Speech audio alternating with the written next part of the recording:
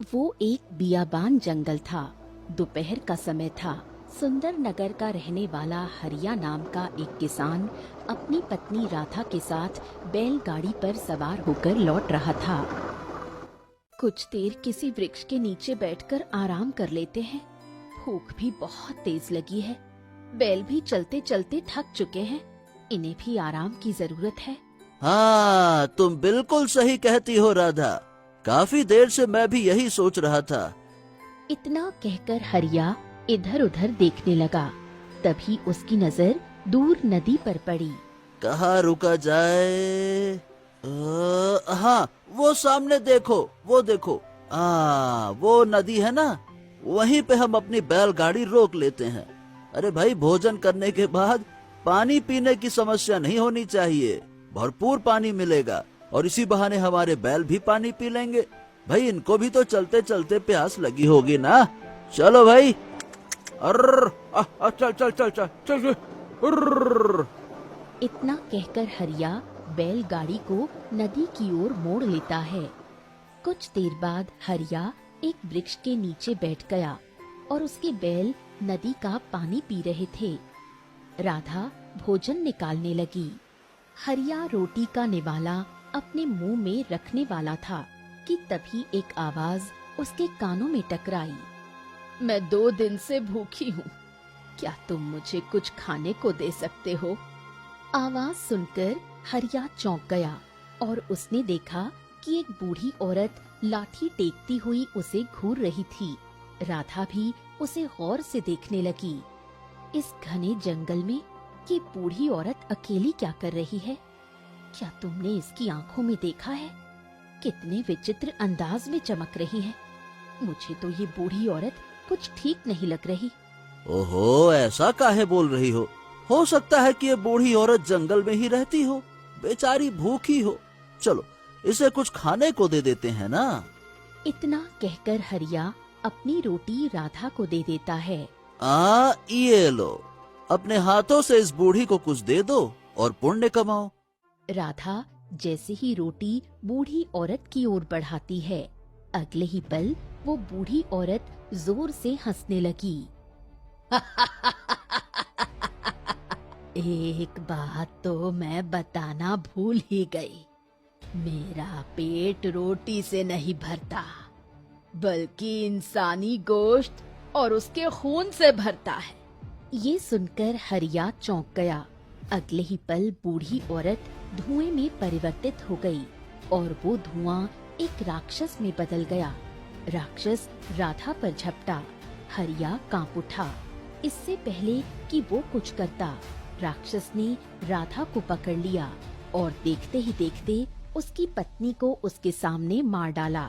हरिया अपनी बैलगाड़ी छोड़कर सीधे गांव की ओर दौड़ पड़ा। वो काफी देर तक दौड़ता रहा और गांव की सीमा तक आते आते बेहोश हो गया। कुछ देर बाद जब हरिया की आंख खुली तो उसने देखा कि गांव का मुखिया और कुछ लोग उसके पास खड़े थे।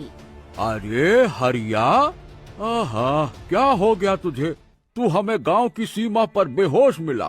तू तो अपनी पत्नी को लेकर किसी रिश्तेदार के शादी ब्याह में गया था। तेरी पत्नी राधा कहाँ है और तेरी बैलगाड़ी कहाँ है और तू यहाँ बेहोश कैसे मिला? हरिया रोते हुए और कांपते हुए सारी घटना बताने लगा। ये सुनकर मुखिया की आंखों में खून उतर आया। अरे अब बस बहुत हो गया। उस राक्षस ने आने जाने वाले यात्रियों का जीना हराम करके रखा है। हमारे गांव के कितने लोगों को वो खा गया। अब उसका अंत बहुत जरूरी है। लेकिन कैसे मुखिया जी? उस राक्षस का सामना हम कैसे कर सकते हैं? देखो, यही पास में एक साधु डेरा जमाए बैठे हैं। कहते हैं कि उनके पास बड़ी चमत्कारी शक्तियां हैं। मैं तो कहता हूँ चलो उन्हीं के पास जाकर उस राक्षस के अंत का उपाय पूछते हैं। चलो। कुछ ही देर में हरिया, मुखिया और गांव के अन्य लोग साधु के पास पहुँचे। मुखिया कांपते हुए होठों से सारी घटना बताने लगा। प्रणाम साधु महाराज। आज हमारे गांव के हरिया के सामने उस राक्षस ने उसकी पत्नी की जान ले ली। आखिर इसका अंत कैसे होगा साधु महाराज? हरिओम हरिओम हरिओम। उसका अंत तो लिखा जा चुका है और जल्द ही उसका अंत होगा, मगर तब तक तुम लोगों को ध्यान रखना होगा। अपने गांव के लोगों से कह दो कि कोई भी उस जंगल के रास्ते से ना जाए जहां वो राक्षस रहता है। साधु महाराज, मैं आपकी बात का मतलब समझ नहीं पा रहा हूँ। आप कहते हैं उसका अंत लिखा जा चुका है, इसका क्या मतलब है? कुछ बातें समय पर ही छोड़ देनी चाहिए। नियति की गहराई में जाने का प्रयास मत करो, परंतु तुम्हारे मन की तसल्ली के लिए मैं इशारों में कह देता हूँ। उस राक्षस का अंत एक जादुई बीज में छिपा है और उसका अंत एक राजकुमारी करेगी। ये सुनकर मुखिया और भी चौंक गया।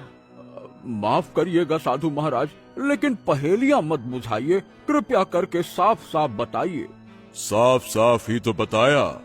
उसका अंत एक जादुई बीज में छिपा है और उसका अंत एक राजकुमारी करेगी। इससे अधिक मैं कुछ नहीं बता सकता, क्योंकि जो होना होगा वो तो होगा। हरिओम हरिओम हरिओम। जाओ, अब तुम जा सकते हो। मुखिया क्रोधित होकर गांव वालों के साथ उठा और हरिया के साथ वापस लौट गया। मुखिया गांव जाकर चौपाल में ऐलान करता हुआ बोला, देखो गांव वालों, साधु महाराज ने कुछ भी खुलकर नहीं बताया, परंतु उनकी बातों से ये अंदाजा लग गया था कि राक्षस का अंत अभी हाल फिलहाल में तो नहीं होने वाला। तुम सबको अगर किसी भी दूसरे राज्य को जाना हो तो उस जंगल के रास्ते से बिल्कुल मत जाना। समय ऐसे ही बीतने लगा और देखते ही देखते कुछ वर्ष भी बीत गए। उसी गांव में किशन नाम का एक किसान रहा करता था। एक दिन किशन घर थका हारा लौटा, तभी उसकी पत्नी बिंदिया बोली, अजी क्या हुआ? आपके चेहरे पर निराशा के बादल क्यों छाए हुए हैं? हाँ बिंदिया, क्या कहें, अब तुम्हारे इलाज में घर की जितनी जमा पूंजी थी वो सब खत्म हो गई। गांव के सभी किसान अपने खेत में बुवाई कर रहे हैं। बीज बोने का मौसम आ गया है, पर हमारे पास इतना धन नहीं है कि मैं बीज खरीद कर अपने खेत में बो सकूं। बस इसी बात की चिंता खाए जा रही है। एक तो हमारी शादी को 10 वर्ष हो गए और मैं तुम्हें संतान नहीं दे पाई, ऊपर से बीमार पड़ गई और तुम्हारी आर्थिक स्थिति बिगड़ गई। अरे अब इसमें चिंता करने की कोई बात नहीं है भाग्यवान। अब भाग्य में जो लिखा होता है उसे कोई बदल तो सकता नहीं है। तो अब तुम क्या करोगे? मैं क्या सोच रहा हूँ कि साहूकार बलराम से थोड़ा कर्ज ले लूं। लेकिन वो तो कर्ज के ऊपर बहुत भारी ब्याज लगाकर किसानों की जमीन हड़प लेता है। बात तो सही कह रही हो, लेकिन मैं बहुत थोड़ा सा ही कर्ज लूंगा। मुझे तो सिर्फ बीज खरीदने के लिए धन की आवश्यकता है, ज्यादा कुछ नहीं चाहिए। जो भी करना बहुत सोच समझ कर करना। हाँ हाँ, चिंता मत करो भाग्यवान, मैं बाकी के गांव वालों की तरह बुजदिल नहीं हूँ। साहूकार बलराम मेरे ऊपर मनमाना ब्याज नहीं लगा सकता। अगले दिन किशन साहूकार बलराम की हवेली में जा पहुंचा। किशन को देखकर बलराम खुश हो गया। आहा किशन अरे भैया, मेरी आंखें तरस गई थी तेरे दर्शन को। तुम जो हवेली में पधारे तो हमारा दिन बन गया। देखो भैया, गांव के लगभग सभी किसानों की जमीन मेरे अधीन है, केवल तुम्हारी जमीन छोड़कर। सोचता था कि एक दिन तुम्हें भी कर्ज की जरूरत तो पड़ेगी, और देखो भैया पड़ गई। बताओ भाई, कितना कर्ज चाहिए? साहूकार जी, मुझे केवल बीज खरीदने के लिए 5 मुद्राओं की आवश्यकता है। ये सुनकर बलराम चौंक गया। 5 मुद्राएं? ए भैया, अगर तुमको कर्ज लेना है तो ज्यादा लो, 5 मुद्राओं में क्या होता है? अब साहूकार जी, जितनी आवश्यकता है मैं उतना ही कर्ज लूंगा ना। हाँ, बदले में मैं तुम्हें मुंह मांगा ब्याज देने को तैयार हूँ। 5 मुद्राओं के बदले में मैं तुम्हें 10 मुद्राएं लौटा दूंगा। ये 10 मुद्राएं? क्या बात कर रहा है भैया? क्या मुझको पागल वागल समझ रखे हो क्या? हैं? मैं तुझे कर्ज नहीं देने वाला। और अब मेरी बात ध्यान से सुन, मैं वैसे भी तुझसे काफी समय से बात करना चाहता था। एक काम कर, अपना खेत ही मुझको बेच दे, ले जा खूब सारे पैसे। हैं? अरे लेकिन साहूकार जी, मैं तुम्हें अपना खेत काहे बेच दूं? क्योंकि तेरा ही खेत है जो मेरा नहीं है। मैं तुझे तेरे खेत की 50 मुद्राओं की कीमत देने के लिए तैयार हूँ। बता, देगा? ओ साहूकार, तुम्हारा दिमाग तो ठीक है ना? मेरा खेत उपजाऊ है। मेरे खेत की कीमत 500 मुद्राएं है। मेरा खेत मुफ्त में खरीदने का सपना छोड़ दो। और रहा सवाल कर्ज का, तो अब मुझे उसकी भी जरूरत नहीं है। मैं किसी और से ले लूंगा। बात करते हैं, खेत चाहिए। इतना कहकर किशन साहूकार बलराम की हवेली से गुस्से में निकल गया। किशन के वहाँ से जाते ही साहूकार का नौकर वहाँ आया। सेठ जी, केवल यही व्यक्ति है जो आपसे बिल्कुल नहीं डरता। अगर ऐसा ही हाल रहा तो धीरे धीरे आपका गांव में डर खत्म हो जाएगा। हैं? तू चिंता मत कर, मैं भी देखता हूँ कि ये अपने खेत में अब बीज कैसे बोता है। इतना कहकर साहूकार बलराम ने अपने नौकर से कुछ कहा। अरे वाह, ये तो बहुत ही अच्छा उपाय निकाला आपने। मैं आज और अभी से किशन के ऊपर नजर रखना शुरू कर देता हूँ। हाँ। इतना कहकर साहूकार का नौकर वहाँ से चला गया। तभी साहूकार बलराम की पत्नी रुक्मिणी अपनी 5 वर्षीय पुत्री राधिका को गोद में उठाए वहाँ आ गई। आप जो कर रहे हैं बिल्कुल सही नहीं कर रहे। आप कोई ऐसा काम मत कीजिए जिससे गांव वालों की हाय हमारे परिवार को लगे। अपने बारे में नहीं तो कम से कम अपनी पुत्री के बारे में तो सोचिए। अरे बकवास बंद करो रुक्मणी, कितनी बार तुमसे कहा है कि मेरे काम में टांग मत अड़ाया करो। इतना कहकर साहूकार बलराम वहाँ से चला गया।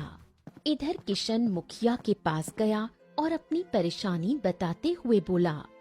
हाँ, तुम्हें उसके पास जाना ही नहीं चाहिए था किशन।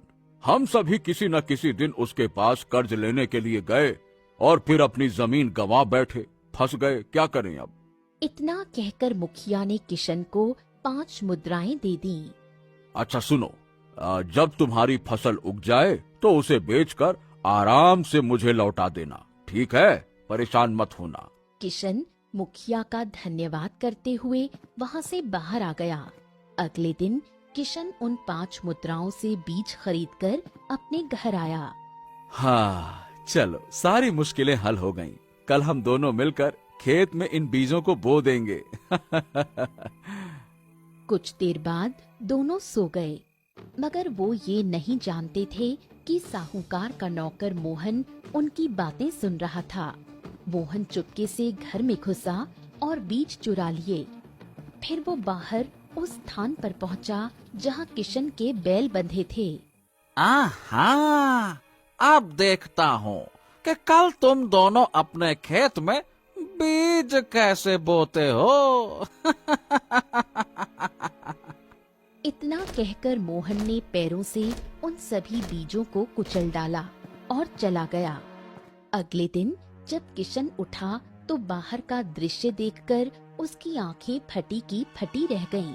उसके दोनों बैल मृत अवस्था में पड़े थे और उनके मुंह से झाग निकल रहा था। उसके सारे बीज नष्ट होकर जमीन पर बिखरे पड़े थे। ए बिंदिया, जल्दी बाहर आओ। ए बिंदिया, बिंदिया। बिंदिया बाहर आई और रोते हुए बोली, हमारे बैलों को किसने मारा? लगता है कल रात हमारे बैलों को किसी ने जहर दे दिया। और ये देखो, ये बीज जो मैं मुखिया जी से पैसे लेकर आया था कर्ज में, उन पैसों से जो बीज खरीदे थे वो भी नष्ट हो चुके हैं। ऐसा लग रहा है जैसे इन्हें किसी ने पैरों से रौंद डाला हो। इतना कहकर किशन फूट फूट कर रोने लगा। मुझे पूरा विश्वास है इस घटिया काम को इस गांव में केवल साहूकार बलराम के अलावा और कोई नहीं कर सकता। वही नीच आदमी है घटिया आदमी। अब क्या होगा?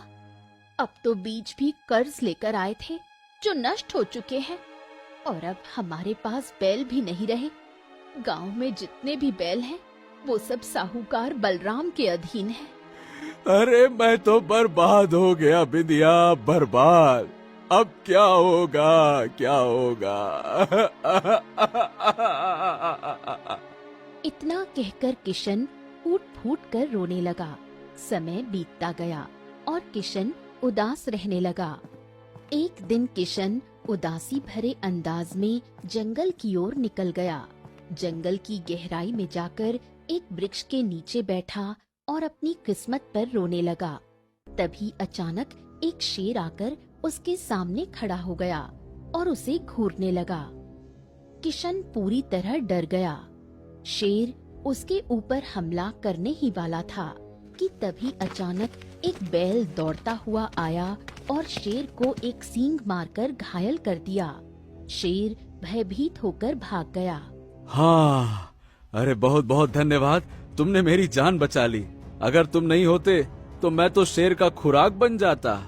लेकिन तुम्हें जंगल की गहराई में इस तरह से नहीं बैठना चाहिए। यहाँ पर शेरों के अलावा और भी बहुत से खतरनाक जानवर रहते हैं। बैल की इंसानी आवाज सुनकर किशन डर गया। तुम जरूर कोई पिशाच या राक्षस हो ना, जो कभी बूढ़ी औरत के रूप में तो कभी किसी और के रूप में यात्रियों को मार डालते हो। नहीं नहीं नहीं नहीं, मैं वो राक्षस नहीं हूँ और मैं तुम्हें कोई नुकसान नहीं पहुँचाऊंगा, चिंता मत करो।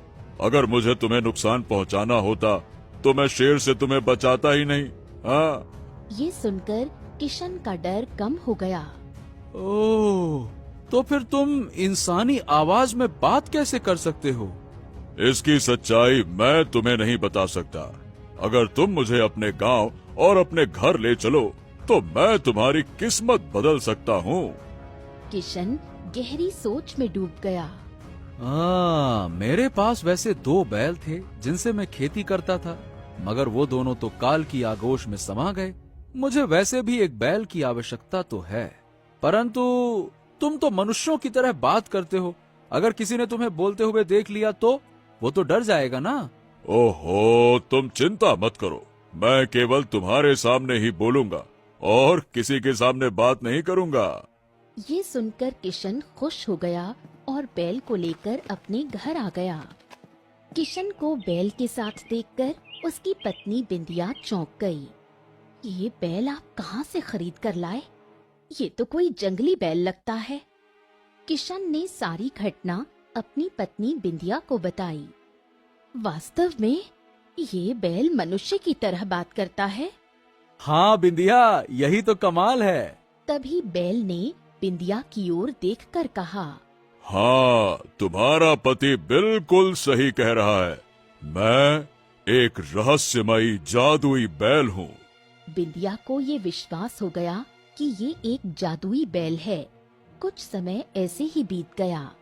एक दिन किशन उदास बैठा था कि तभी बैल वहाँ पहुँचा। क्या हुआ? तुम उदास क्यों बैठे हो? तुमने तो कहा था कि तुम मुझे अपने खेत में ले जाकर काम करवाओगे, क्योंकि तुम्हारे दोनों बैल मर चुके हैं।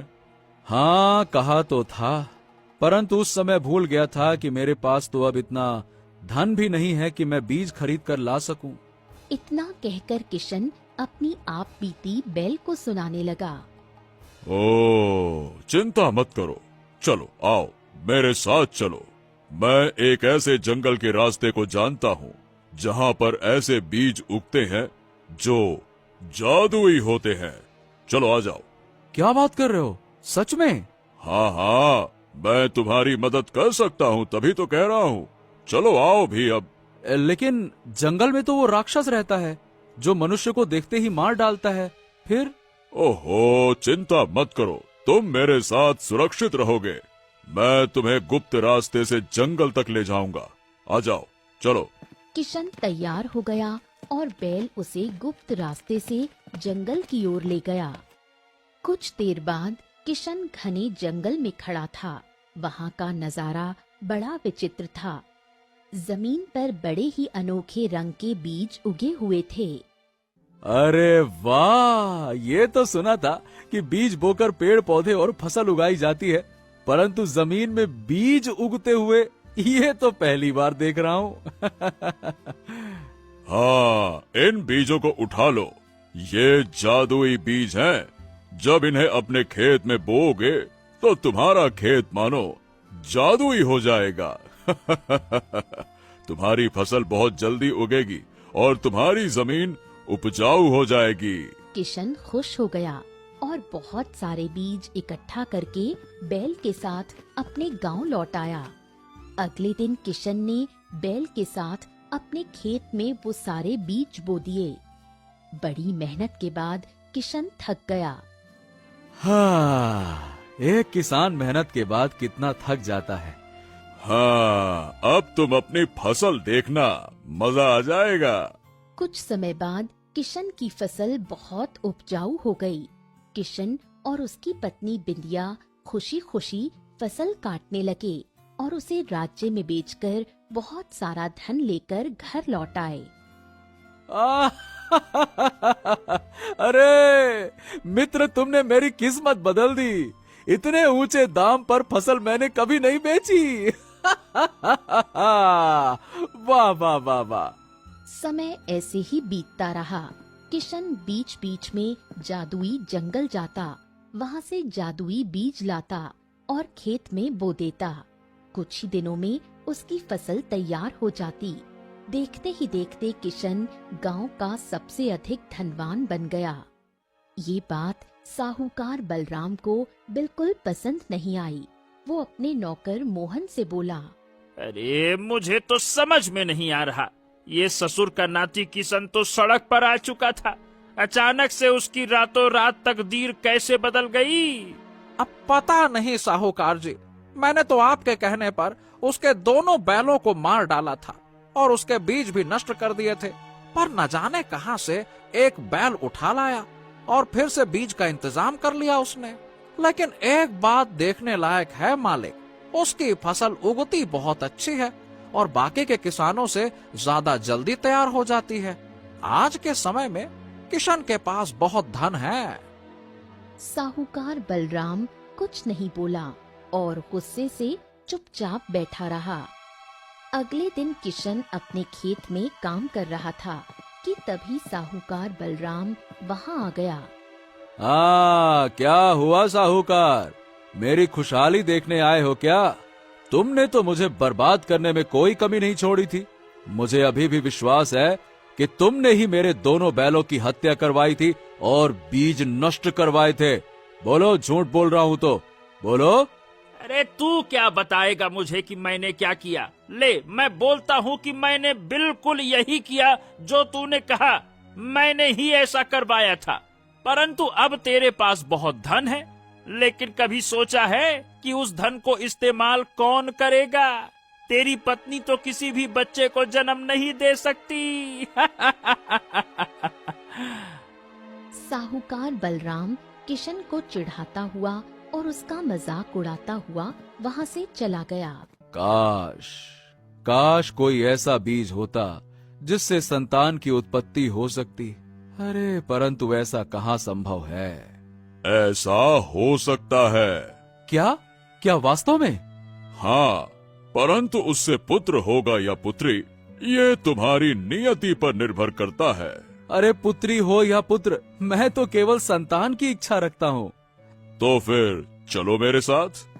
बैल दोबारा किशन को जंगल में ले गया और एक बीज की ओर इशारा करते हुए कहा, यही वो बीज है, इसे ले जाओ और अपने खेत में गाड़ दो।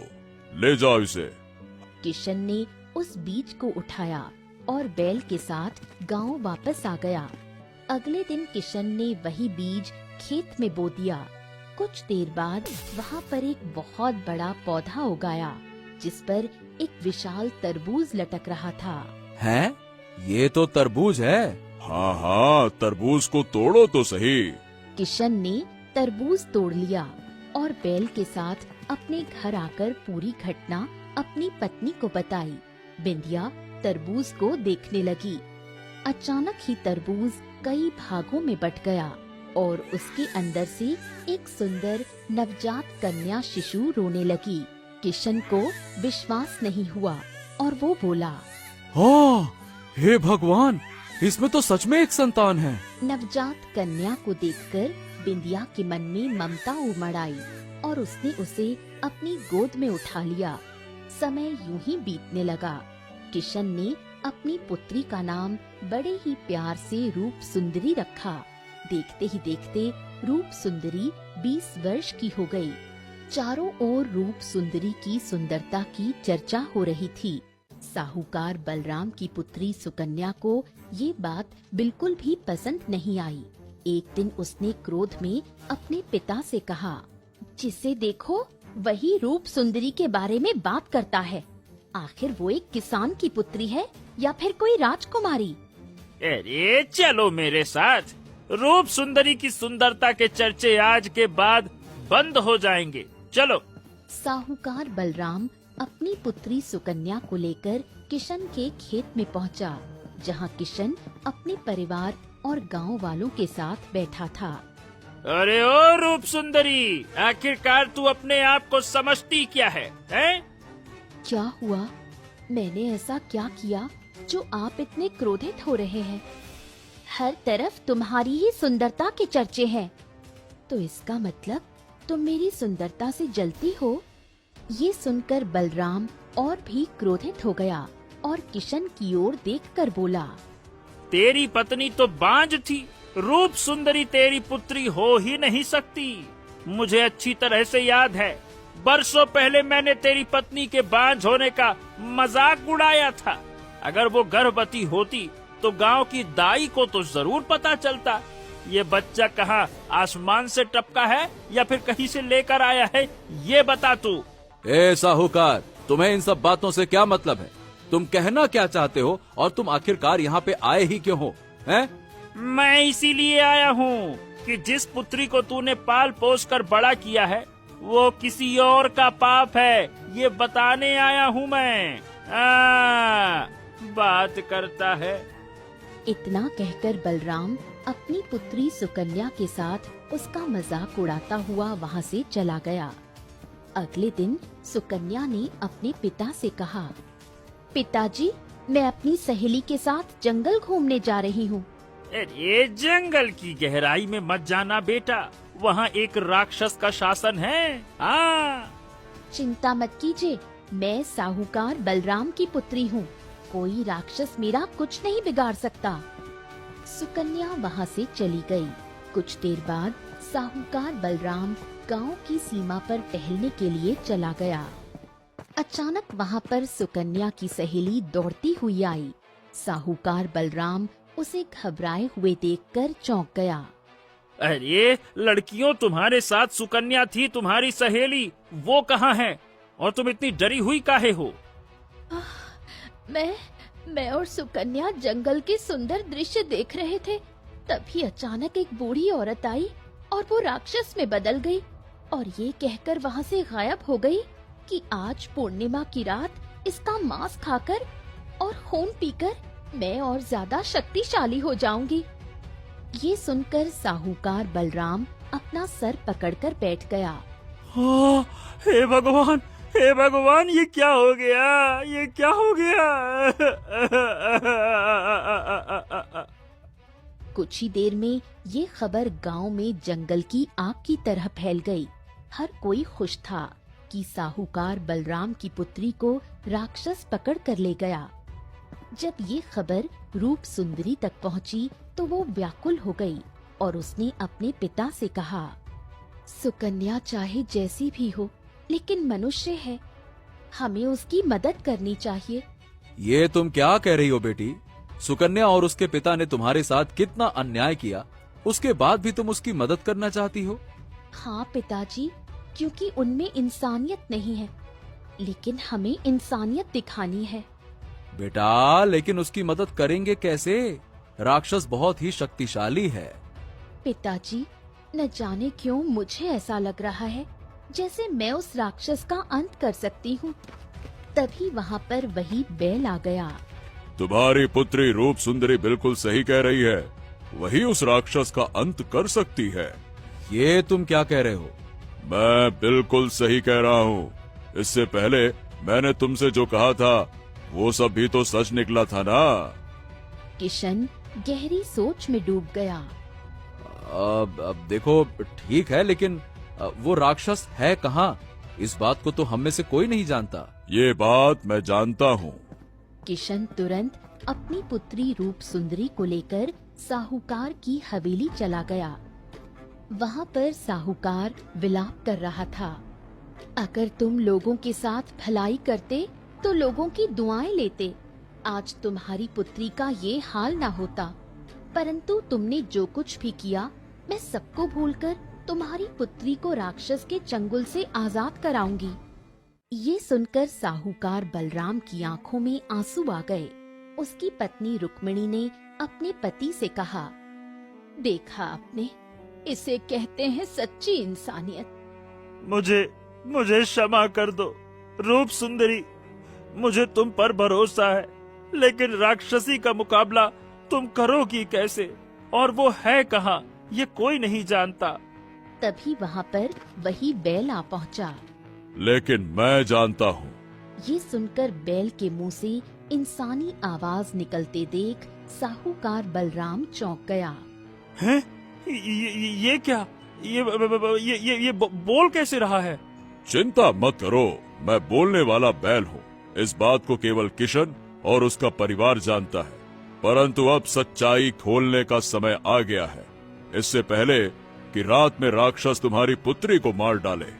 चलो मेरे साथ, आ जाओ। तभी वहाँ पर मुखिया भी आ गया। वो साहूकार की पुत्री का हाल जानने आया था। मैं भी तुम्हारे साथ चलूंगा। कुछ देर बाद किशन, रूप सुंदरी, साहूकार बलराम और मुखिया को बैल जंगल की एक रहस्यमयी गुफा की ओर ले गया। गुफा के अंदर से भयानक आवाजें आ रही थी। सुकन्या इस गुफा के अंदर है। सब लोग गुफा में प्रवेश कर गए। अंदर राक्षस बैठा हुआ था। उसके बगल में सुकन्या बेहोश पड़ी हुई थी।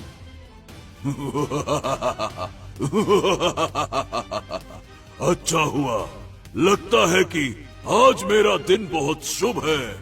अब सबका अंत निश्चित है।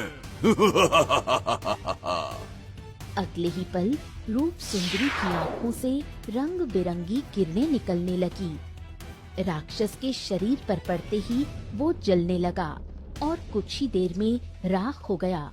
ये देख सभी लोग चौंक गए। बेटा, ये सब कुछ तुमने कैसे किया? मुझे नहीं पता पिताजी, बस मेरी आंखों से अचानक रंग बिरंगी किरणें निकलने लगी। अगले ही पल बैल एक राजा में परिवर्तित हो गया। ये देखकर रूप सुंदरी, किशन और साहूकार बलराम चौंक गए। तभी वहाँ पर वही साधु प्रकट हो गया, जिसने वर्षों पहले मुखिया के सामने राक्षस के अंत की भविष्यवाणी की थी। मैंने तुमसे कहा था ना कि राक्षस का अंत एक बीज से होगा और उसका अंत एक राजकुमारी करेगी। अरे हाँ हाँ हाँ हाँ, मुझे सब याद आ गया। अरे आप तो वही साधु महाराज हैं, लेकिन रूप सुंदरी तो किशन की पुत्री है। पर बीज का रहस्य, ये मुझे कुछ भी समझ में आया नहीं महाराज। साधु तुरंत किशन की ओर देखकर बोला, समय आ गया है कि अब तुम अपनी सच्चाई बता दो कि तुम किस तरह से धनवान बने हो। किशन धीरे धीरे सारी घटना बताने लगा कि किस तरह से वो बैल से मिला। जानते हो, ये इसी राज्य का राजा है और रूप सुंदरी किसी और की नहीं बल्कि इसकी ही पुत्री है। ये सुनकर सभी लोग चौंक गए। साधु महाराज बिल्कुल सही कह रहे हैं। जिस राक्षस को रूप सुंदरी ने खत्म किया, उस राक्षस को मैंने ही सिद्ध किया था, ताकि मैं दूसरे राज्यों पर आक्रमण करके शासन कर सकूं। परंतु ये राक्षस मेरे काबू से बाहर हो गया और मेरी गर्भवती पत्नी को उठाकर ले गया। मेरी आंखों के सामने मेरी पत्नी को इसने मार दिया। उस समय साधु महाराज प्रकट हुए और उन्होंने अपनी मंत्र की शक्तियों से इस राक्षस को भगा दिया और क्रोधित अवस्था में मुझे देखने लगे। तब साधु महाराज ने कहा कि तुम्हारी वजह से न जाने कितने लोग मारे गए। मैंने अपनी गलती को समझा। मैंने साधु महाराज से क्षमा मांगी और कहा कि मेरी पत्नी को जीवित कर दो। साधु महाराज ने कहा कि जो मर गया उसे जीवित नहीं किया जा सकता, परंतु तुम्हारी पत्नी की कोख में अभी भी संतान पल रही है। तुमने जो किया उसकी सजा तो भुगतनी पड़ेगी। साधु महाराज ने मुझे एक बैल में परिवर्तित कर दिया और बस मैं बैल में परिवर्तित हो गया। मुझे श्राप मिल चुका था। साधु महाराज ने कहा कि तुम जिस जंगल में खड़े हो वो जादुई बीज का जंगल है।